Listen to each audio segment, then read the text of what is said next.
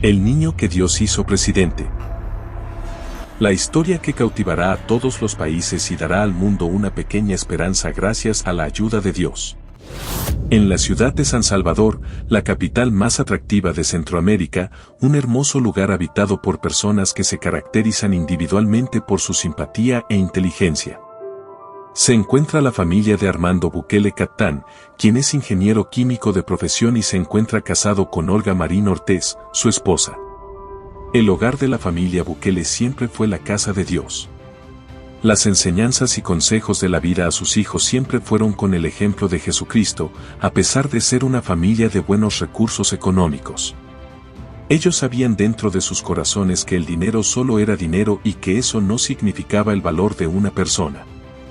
Podía cegar a los hombres y provocarles la codicia, casi siempre ayudaban a los más necesitados, brindándoles apoyo económico y alimentos. Así demostraban el amor hacia sus prójimos, tal como Jesucristo lo hizo.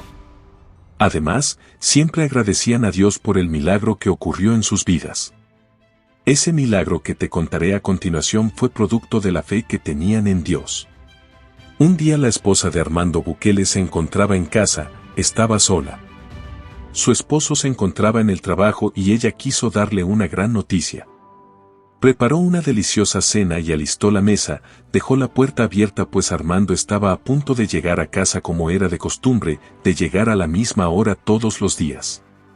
Ya todo estaba listo, lo único que faltaba era colocar unas letras gigantes en su sala comedor, agarró las letras y buscó una silla para poder subirse en ella y poder colocarlas en el momento que logró ponerlas. Dio un mal paso y cayó al suelo.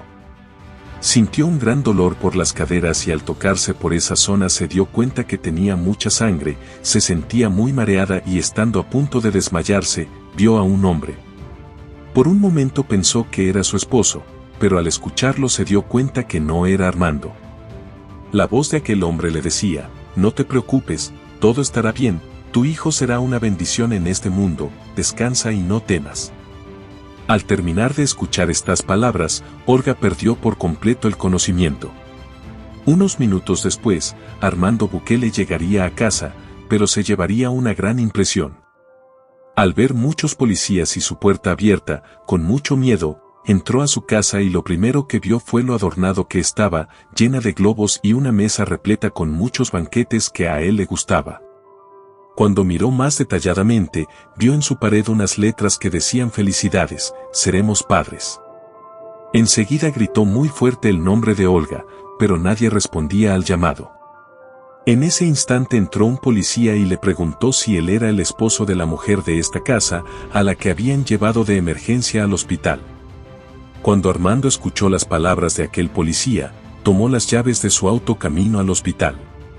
Mientras conducía, en su corazón pedía a Dios que proteja y cuide a su esposa y a su hijo, haciendo una promesa que sería un mejor esposo y un buen padre y que ayudaría a las personas cuando lo necesiten, pero en esta ocasión él sabía que necesitaba la ayuda de Dios.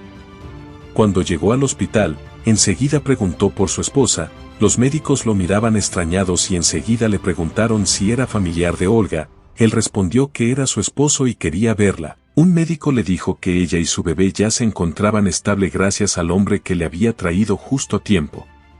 Armando, muy confundido, preguntó quién era aquel hombre. Los médicos decían que aquel hombre se había identificado como un familiar de Olga y no le preguntaron su nombre por la urgencia del caso, pero que él estaba acompañando a su esposa ahora.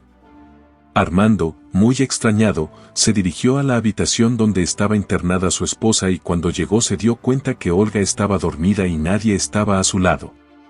Armando, más confundido aún, preguntó a los doctores dónde estaba aquel hombre. Ningún doctor sabía nada al respecto. El doctor que atendió a Olga solo le dijo que lo había dejado con aquel hombre en la habitación, mas no lo había visto salir. Armando, preocupado, pero ya más calmado por la salud de su esposa, se sentó a cuidarla y a esperar a que despertara a Olga y tal vez regrese aquel hombre.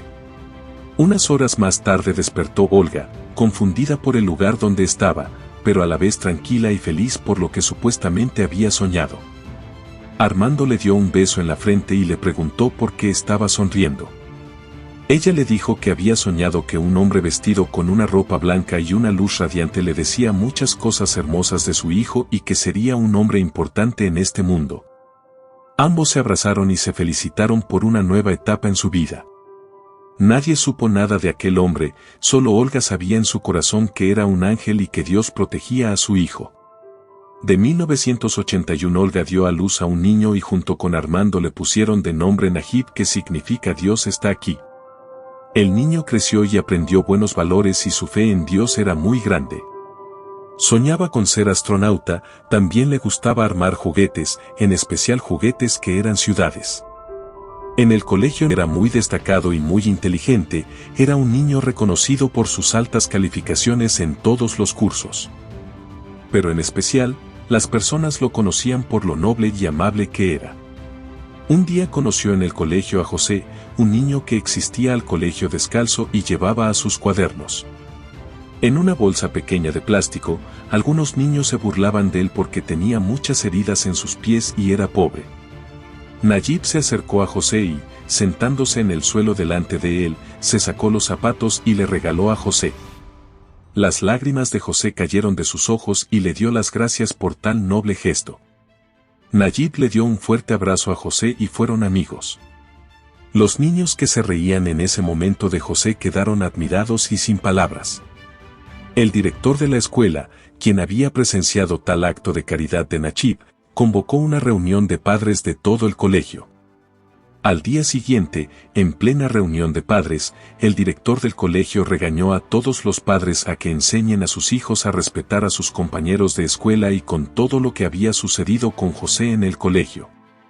Al final de la reunión, el director llamó a Najib a que pasara al frente una vez que Najib estuvo al lado del director y al frente de todos los padres y niños del colegio lo felicitó por el buen ejemplo y acto de solidaridad que tuvo con José, ganando los aplausos de las personas que asistieron a la reunión. En ese momento, Najib pidió el micrófono al director para poder hablar. Cuando sostuvo el micro, dijo algo que dejó paralizados a todos los presentes. Respiró profundamente y dijo: «Señor director y padres presentes, no soy yo que merece esos aplausos y halagos porque yo no soy quien se esfuerza por venir al colegio a estudiar descalzo.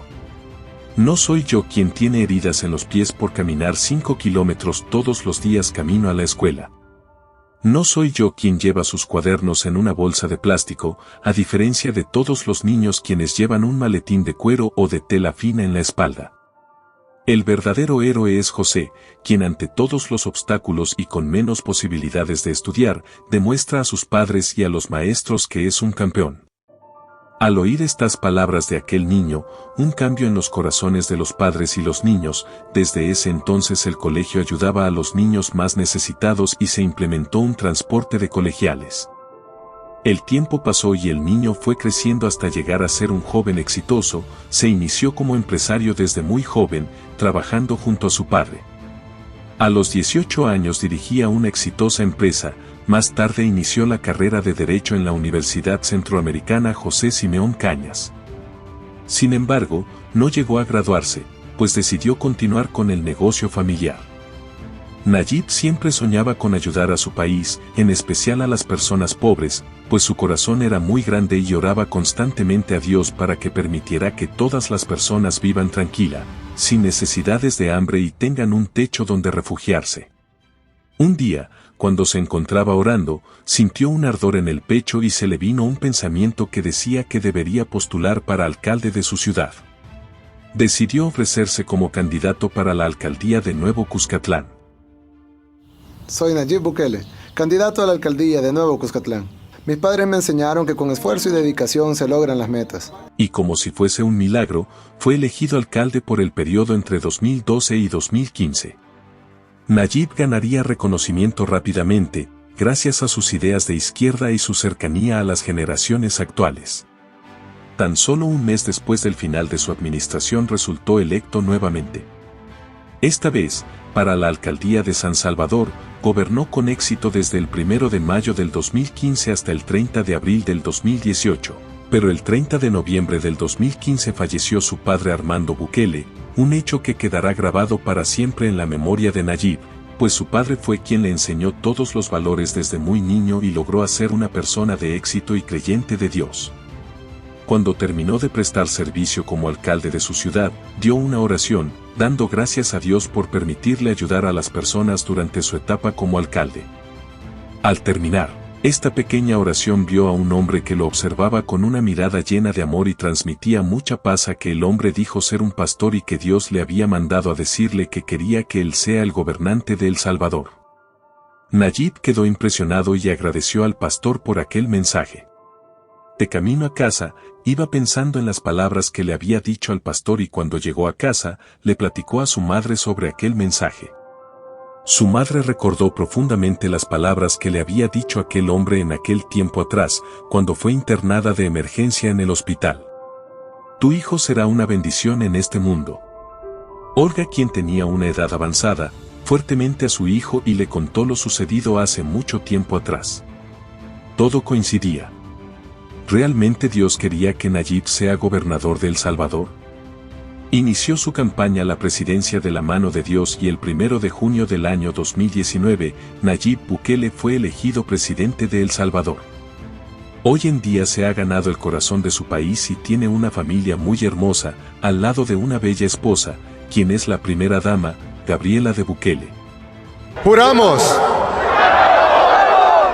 trabajar todos para sacar nuestro país adelante. Juramos defender lo conquistado el 3 de febrero. Juramos que cambiaremos nuestro país contra todo obstáculo, contra todo enemigo, contra toda barrera, contra todo muro. Nadie se interpondrá entre Dios y su pueblo para poder cambiar